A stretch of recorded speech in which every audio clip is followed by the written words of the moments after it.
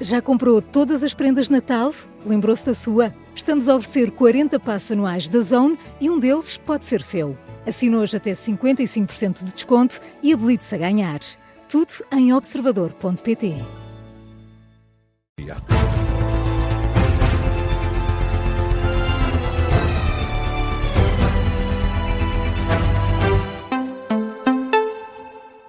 Jornal das Duas com a edição do Miguel Videira. E, Miguel, está aprovado. O salário mínimo vai subir para os 920 euros no próximo ano. Mais 50 euros. O aumento foi aprovado na reunião do Conselho de Ministros desta quarta-feira. É uma decisão que resulta do acordo de rendimentos alcançado em sede de concertação social e que prevê precisamente um aumento do salário mínimo de 50 euros a cada ano até 2028. Ainda decorre a esta hora a conferência de imprensa que se segue à reunião do Governo. Há também decisões na área da cultura e o Primeiro-Ministro prometia ontem que esta reunião do Governo iria servir também para aprovar o novo traçado do IP3. A conferência de imprensa ainda decorre. Lá iremos ao longo desta tarde aqui na antena do Observador. E Luís Marques Mendes formalizou há pouco a candidatura à presidência da República. Com a entrega no Tribunal Constitucional de pelo menos 7.500 assinaturas, à saída, Marques Mendes foi confrontado com algumas sondagens que colocam o candidato apoiado pelo PSD à frente das intenções de voto. Marques Mendes pede que não se cante vitória. Peço a todos os meus apoiantes que não entrem em triunfalismo. As sondagens são boas, mas a sondagem que conta é no dia das eleições. Portanto, nada de facilitar, nem nada de triunfalismo. Muita humildade. Humildade é a palavra que orienta toda a minha conduta nesta campanha. Luís Marques Mendes revela também ambição, afirma que quer subir ainda mais nas intenções de voto. Muito entusiasmo a passar a mensagem, porque ainda há 20% de indecisos. E evidentemente que eu estou muito satisfeito com o lugar nas sondagens, mas quero ainda melhorar, quero ainda subir mais nos próximos tempos. A ambição do candidato presidencial Marques Mendes há pouco no Tribunal Constitucional. Para esta hora é Jorge Pinto, o candidato a Belém, apoiado pelo LIVRE, que formaliza a candidatura à presidência da República. E João Coutinho Figueiredo diz que há paralelismos entre a recusa de Marques Mendes em explicar os mais de 700 mil euros ganhos na Abreu Advogados e o caso Spinum Viva, que envolve o Primeiro-Ministro. Em causa, a notícia avançada pela revista Sábado dá conta que Luís Marques Mendes recusa esclarecer a origem dos 709 mil euros líquidos ganhos nos últimos 2 anos, enquanto consultor externo da sociedade Abreu Advogados, uma situação que leva João Coutinho Figueiredo a partir para o ataque. O candidato, apoiado pela Iniciativa Liberal, sublinha que todos os que estão envolvidos na corrida a Belém têm uma obrigação de transparência. E fala nesses paralelismos com o caso Spinum Viva, uma vez que, a propósito desse caso, que envolve a empresa familiar de Luís Montenegros, Marques Mendes tinha exigido esclarecimentos. Recordo-me que até o próprio candidato Marques Mendes fez questão de dizer na altura, em relação ao caso que envolvia o Primeiro-Ministro Montenegro, que era muito importante, era essencial que o Primeiro-Ministro esclarecesse todos os contornos daquele caso. Penso que por altura da discussão de uma das moções de censura que foi apresentada no Parlamento a propósito do caso Spinum Viva, Marques Mendes exigiu que fossem feitos os esclarecimentos que considerou essenciais. Portanto, este caso tem todas as analogias, todos os paralelos. O candidato apoiado pela IEL diz que a transparência tem de ser prioritária para todos os candidatos, isto a pretexto do caso da origem dos mais de 700 mil euros ganhos por Luís Marques Mendes na qualidade de consultor externo da empresa Abreu Advogados. E, Miguel, as filas no controle de fronteira podem até ser longas, mas estão a fluir. São relatos de familiares e passageiros esta manhã no aeroporto de Lisboa. Ontem houve vários problemas, tempos de espera elevados. Chegaram a atingir esses tempos de espera às 6 horas no aeroporto de Lisboa para os viajantes fora do espaço comunitário, fora do espaço Schengen. Um problema técnico no sistema de controle de fronteiras esteve na origem dessas longas filas. Esta manhã, a repórter do Observador, Natine Soares, testemunhou que a situação aparentemente melhorou.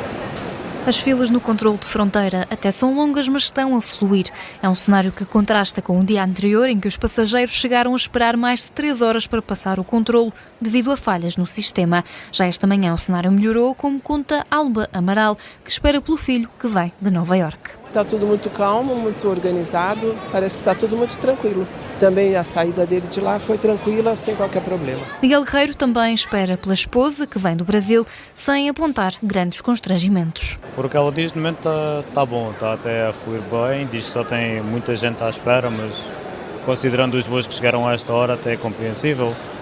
Por o que eu vejo, vieram 3 do Brasil, mais um dos Estados Unidos. Outros passageiros, também vindos do Brasil e já junto da família, descrevem um processo tranquilo. É o caso de Ricardo Montenegro. Eu já fui entrando, já peguei ali um dos primeiros e foi rápido, tranquilo, 3 perguntas e tranquilo, super tranquilo. A mesma palavra utilizada pela passageira Laís Guerreiro, também já ao lado do marido. Uns 20 minutos, tranquilo. Depende muito do portão. Como eu estava em um determinado portão, a fila estava tranquila. Uma manhã com menos constrangimentos, alguns dos relatos de familiares e passageiros no aeroporto de Lisboa, depois de um dia complicado nos serviços de controlo de fronteira. Nadine Soares, a jornalista do Observador, que esteve esta manhã no aeroporto General Humberto Delgado. A Rádio Observador, fonte oficial da ANA Aeroportos, garante que o serviço e o controlo de passageiros fora do espaço comunitário está a decorrer com normalidade. Noutros temas, Vladimir Putin apelida os líderes europeus de porquinhos e insiste que a Rússia vai alcançar os objetivos na Ucrânia pela diplomacia ou pela força.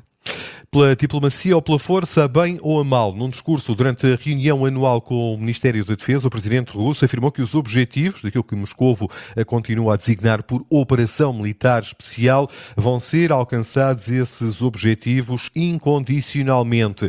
O presidente russo acusa também a antiga administração norte-americana, liderada por Joe Biden, de ter criado um conflito armado para enfraquecer a Rússia ou destruí-la num curto espaço de tempo. Numa referência à Europa, fala então nesses porquinhos da Europa que se aliaram à administração de Joe Biden na expectativa de conseguirem lucrar com a guerra. Os comentários de Putin surgem depois das autoridades americanas afirmarem que as negociações com a Ucrânia em Berlim resolveram cerca de 90% das questões mais difíceis. Vamos ao desporto. Taça de Portugal. Está em marcha o primeiro jogo dos oitavos de final da competição. Opõe a única equipa do Campeonato de Portugal ainda em prova, o Vila-Mié, à União Desportiva de Leiria da Liga 2. Estão jogados os primeiros 7 minutos de jogo e o resultado é de 0-0. É um dia importante para esta vila do município de Amarante, com pouco mais de 4.500 habitantes. Tão importante que a Junta de Freguesia decidiu fechar portas durante a tarde. É isso que explica Henrique Sousa, presidente da Junta de Freguesia de Vila-Mié. Normalmente os vilaminenses conseguem sempre ali uma ajudazinha, conseguem sempre tirar ali o seu tempo, um dia de férias também. As empresas também alimentam um pouco este amor da terra ao Atlético do Vila-Mié e até algumas delas sei que irão dispensar os seus trabalhadores para marcarem presença neste jogo. Por exemplo, a Junta de Freguesia de Vila-Mié deu a tarde aos seus trabalhadores para que, se eles quiserem, possam também eles marcar presença no jogo e apoiarem o Atlético de Vila-Mié. Jogo que decorre a esta hora. Henrique Sousa, o presidente desta freguesia do município de Amarante, entrevistado pelo jornalista Vasco Maldonado Correia. É, como disse, o primeiro jogo dos oitavos de final da competição. Há mais 3 agendados para esta quarta-feira.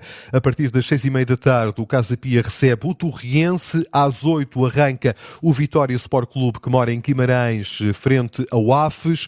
E às 8h45, Farense Benfica, partida com relato aqui no Observador. E na divisão do Santa Clara Sporting de amanhã para a Taça de Portugal, o treinador leonino espera um jogo de acesso e muito competitivo.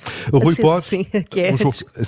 Borges admite que a estabilidade emocional é um fator a ter em conta no encontro de amanhã e que as picardias passadas entre as duas equipas são coisas precisamente do passado. A estabilidade emocional é sempre importante em todos os jogos, não só neste, como em todos, porque de resto, aquilo que foi a confusão ou não no final do jogo, penso que isso são coisas às vezes naturais do jogo, no calor do momento, duas equipas a querer ganhar, uma que perdeu nos últimos minutos, outra ganhou, há sempre uma picardia ou outro, mas depois acredito que com o passar dos minutos passa, arrefece, acho que faz parte, não acontece só nesse jogo, já aconteceu em muitos outros, sem ser de Sporting também. No último jogo contra o Santa Clara para o campeonato, o Sporting venceu com golo aos 94 minutos. Para amanhã, Rui Borges espera um desafio diferente, mas muito complicado. Quem também já fez a antevisão da partida de amanhã a contar para estes oitavos de final da Taça de Portugal foi o treinador do Futebol Clube do Porto, o Francesco Farioli. O Porto vai jogar frente ao Famalicão. O que disse o técnico italiano? Para ouvir na edição das 3. Este jogo entre Santa Clara e Sporting é em São Miguel, nos Açores. Começa às 6h45 da tarde e pode ouvir com o relato em direto aqui na Rádio Observador.